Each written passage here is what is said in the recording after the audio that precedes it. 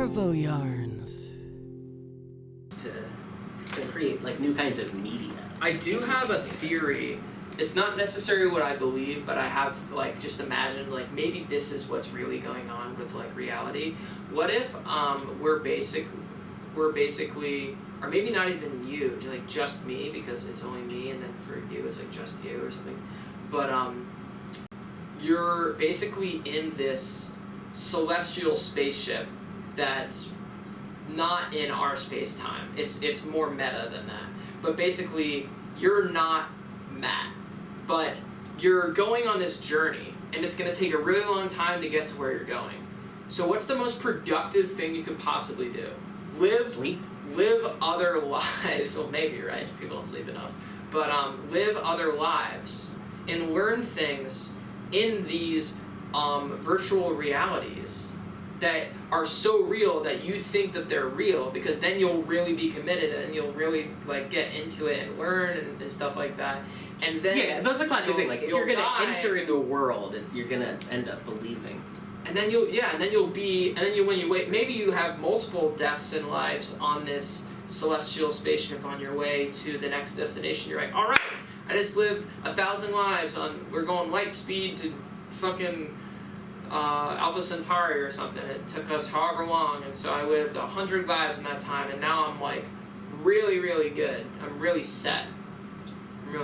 From like an existential standpoint.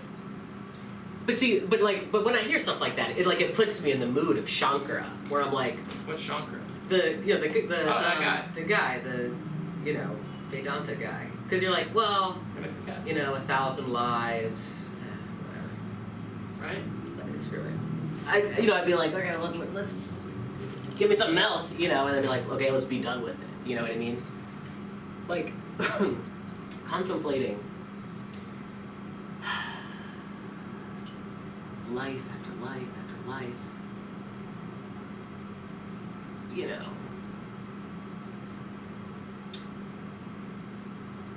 Well, they say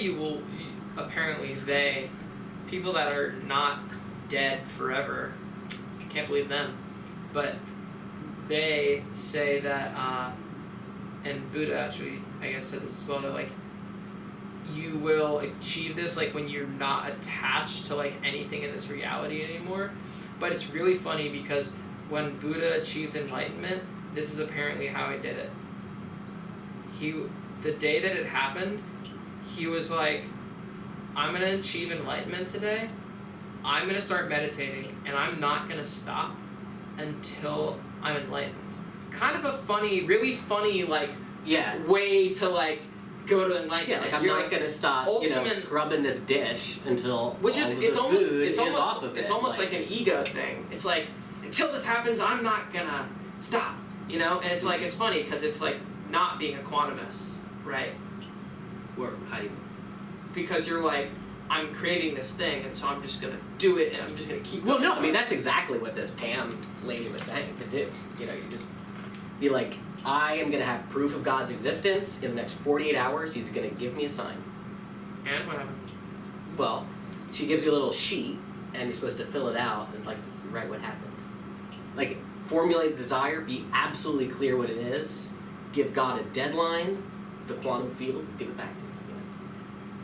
Yeah, I mean, I think the signs are all around us, like, at all times. I mean, it's just however much you're ready to be able to see. I mean, obviously, there's vast amounts of things that you could perceive at any given time that you're not. I mean, and just a great example of that is when you're a child, you're typically not picking up as many things as when you're an adult. I mean, hopefully, in terms of your character arc. But, so that just goes to show you that, like, the sort of like the elasticity of reality is very much determined upon your elasticity of your internal bandwidth. And if you can really see these, I mean, you can see magic all the time. I mean, I think magic exists. Like, science is magic. It's just that we're starting to learn how to divine out the nature of reality a little bit more than we have in the past. That doesn't mean that it's any less magical. Yeah, well, like all the, I've often said, like all the old dreams of like the sorcerers and the wizards, many of them have been achieved, like alchemy, like being able to transmute the elements. Shoot fire, flying. Yeah, like there's a lot of stuff. I just think about this paradox of like this, because she was going so far as to suggest, to go the whole hog, right? That it's like reality, like, okay, because it's certainly true that if you like prime yourself, like your mind, you will notice things that you wouldn't bother. You'd be like, I'm gonna just count all the red cars I see today, and like, holy shit, there's tons of red cars. Like, there's a lot one can say about like human attention and the way that like, believing in yourself really does matter and so forth. Like, whatever really else physics says, you know what I mean? But then, like, there's like this other step where you're sort of like, yeah, physics would say it doesn't matter if you believe in yourself. Well, I mean, if that's the physics of your brain, like, if you have to believe in yourself to get shit done, then physics says that's what you gotta do. I guess that's whatever. true. Maybe I don't know shit about physics. Well, I mean, what's physics? I definitely It's just don't an know that. explanation, Yeah, it's just an explanation. But, metaphysically, there's like this other statement you can make where it's just like, desire is what creates reality, like, literally. Yeah, I thought about that.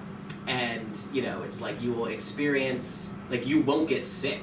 Like, if you just don't believe you won't get sick. Like, you will be rich and famous and beautiful and, like, successful if you just, like, believe it hard enough.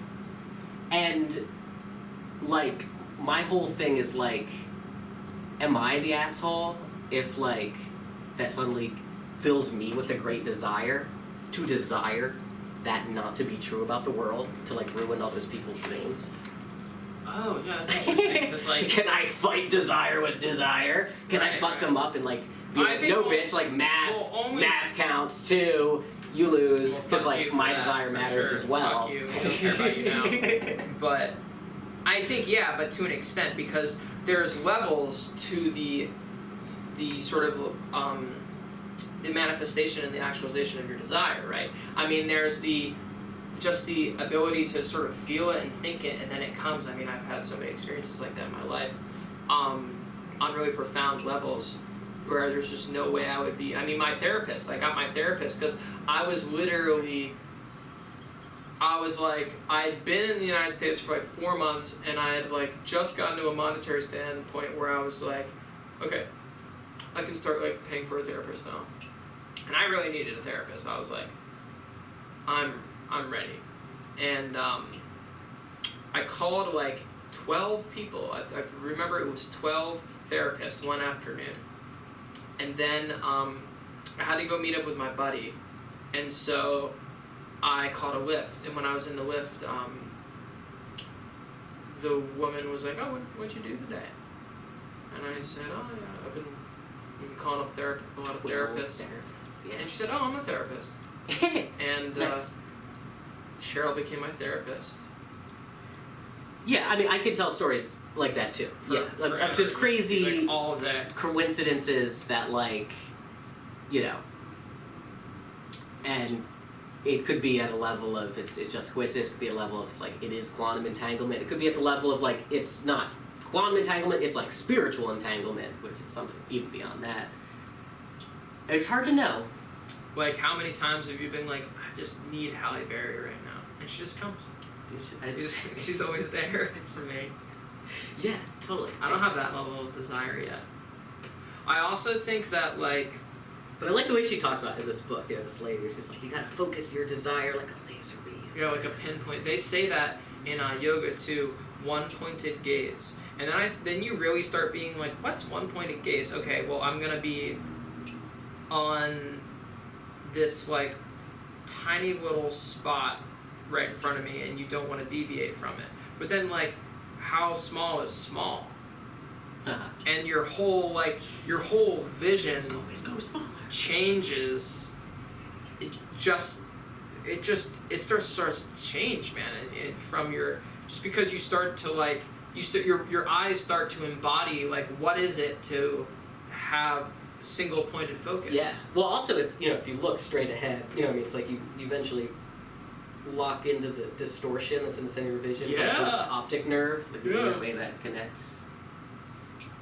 That's true.